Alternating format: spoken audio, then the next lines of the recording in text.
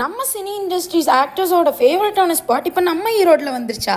ஆமாங்க, நம்ம ஃப்ரூட்வே இப்போ அவங்களோட 55th பிரான்ச்சாக வந்துட்டு குமலங்கட்டையிலேருந்து பெருந்துறை ரோட்டில் லெஃப்ட் சைடு ஹீரோ ஹோண்டா ஷோரூமுக்கு முன்னாடியே ஓப்பன் பண்ணியிருக்காங்க. ஸோ இவங்களோட ஆம்பியன்ஸ் பார்த்திங்கன்னா ரொம்பவே நீட் அண்ட் க்ளீனாக மெயின்டைன் பண்ணி வச்சுருக்காங்க.